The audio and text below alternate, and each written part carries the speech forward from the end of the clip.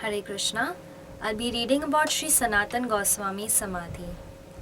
Sri Sanatan Goswami appeared in 1488, 5 years before Sri Rup Goswami, in a Saraswata Brahman family in Bengal. Sanatan and his two brothers, Rup and Anupama, were always absorbed in Bhav Bhakti from early childhood. Remembering Vrindavan, they named the forests in which they played after Vrija's 12 forests, Talavan, Madhuvan, Kamyavan, Mahavan. They called their favorite bathing ponds Radhakund and Shyamkund. In his youth, Sri Sanatan dreamt that a beautiful Brahman boy gave him Srimad Bhagavatam. Feeling ecstatic, he awoke, but seeing neither the boy nor the Bhagavatam, he felt sad. When Sanatan began his puja that morning, however, Krishna himself, disguised as a beautiful Brahman boy, came and said, "Take this Srimad Bhagavatam from me. Always study it and you will attain perfection." In Krishna Leela Stav, Sri Sanatan Goswami glorifies the Srimad Bhagavatam. O holy Bhagavata, you are my only company, my only friend, and my Guru. You are my greatest treasure and my personal savior. You are the emblem of my highest fortune and the very form of ecstasy. I offer my obeisances unto you. Forced to submit to the ruling Muslim government, Sri Rup and Sri Sanatan became ministers and lived at Ramakeli. But their real engagement was teaching Shastras which they learned from Vidyavad Chaspati, brother of Sarvabhauma Bhattacharya. Pandits and Brahmanas from all over India came to study under the two brothers. Sri Rup and Sanatan were acclaimed as the crest jewels of Gaudiya Vaishnava scholars.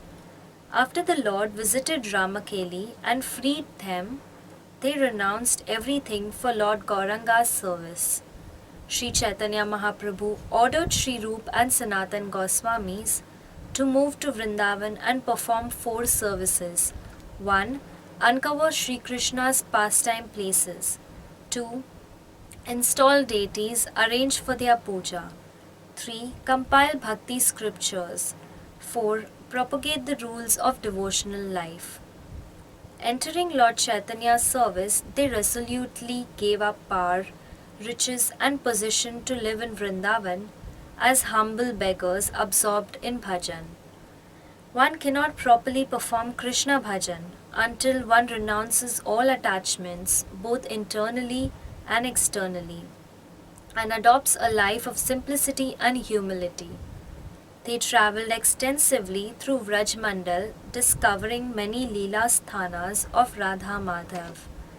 Having no fixed residence, they would catch a few winks of sleep, that is no more than 1.5 hours per day, under a tree or bush. Sri Rup and Sri Sanatan Goswamis spent all their time writing, discussing Krishna's pastimes and chanting Krishna's holy names. To maintain himself, Sanatan would bake some wheat flour, roll it into a ball by adding a touch of Yamuna water, and drop it in smouldering coals to cook. He would offer this bati, that is salt-free baked bread ball, to his deity of Madan Mohan, giving up all kinds of material enjoyment. The Goswamis accepted the poorest way of life as mendicants. They ate just enough to maintain their bodies. The Radha Madan Mohan Mandir established by Sanatan Goswami was the first one opened in Vrindavan by the 6 Goswamis. Described as the personal extension of the body of Sri Chaitanya Mahaprabhu, Sri Sanatan is the ideal spiritual master because he gives one shelter at the lotus feet of Madan Mohan.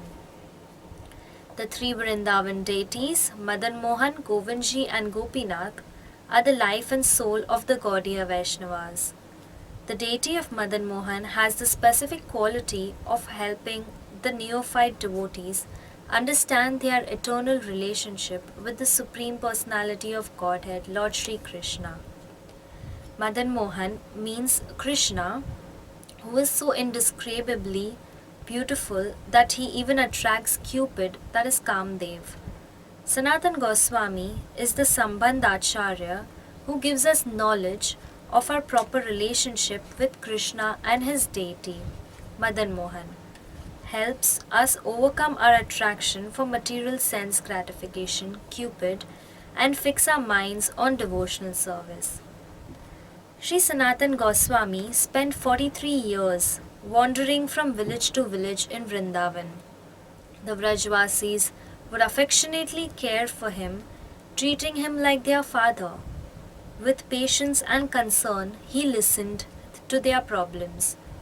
Then he would please all the villagers by his preaching and practical advice on everything from increasing crop yields to solving family quarrels. Renouncing all worldly pleasures, Sanatan Goswami was humble, detached, always absorbed in study. Mahaprabhu often said that Sanatan Goswami was his favorite devotee. As an ocean of love and mercy, Sanatan excelled all other devotees in his compassion towards the suffering souls. In the last years, he left his beloved deity of Madan Mohan with Krishnadas Brahmachari, his disciple. He did bhajan on the banks of Mansi Ganga next to Chakleshwar Mahadev at Govardhan. Daily he walked the 24-mile parikrama, that is original longer route of Govardhan Hill. Although he was 65 years old, he kept his daily vow of offering 1008 obeisances to Govardhan Hill and to any Vaishnav whom he met. Understanding the difficulty of his pure devotee, Sri Madan Mohan appeared one day and said, "Baba, you are too old. Don't take so much trouble to walk around Govardhan Hill every day." Sanatan replied, "This is one of the daily activities of my bhajan. I must maintain it." "Since you are old," said Madan Mohan, "you may now give up this vow." Starting to walk again, Sanatan replied, "I will never give up my religious principles." Sanatan Goswami's firm determination to complete his daily devotional vow pleased Sri Madan Mohan, that is Krishna. But in the loving dealings between the Lord and his pure devotees, Krishna's desire to please his devotee often defeats the devotee's desire to please him. So, out of loving compassion for his devotee, Sri Krishna stood on a large flat stone, that is Govardhan Shila, taken from Giriraj. He played his irresistible flute. The Govardhan Shila melted in ecstasy, capturing the impression of Krishna's lotus feet. Presenting this to Sanatan, Krishna said, "If you circumambulate this Shila every day, it will be the same as going around Govardhan Hill every day. You will keep your vow intact and not compromise your religious principles."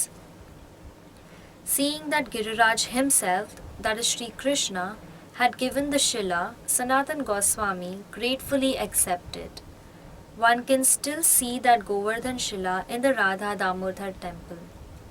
Sri Bhaktivinoda Thakur said in Jaiva Dharma, Sanatan Goswami was empowered to explain the esoteric aspects of Krishna's manifest and unmanifest Vraj Leelas. Sanatan Goswami made a significant literary contribution to the Gaudiya Sampradaya with his Hari Bhakti Vilas, Brihad Bhagavatamrit and Brihad Vaishnav Tosani.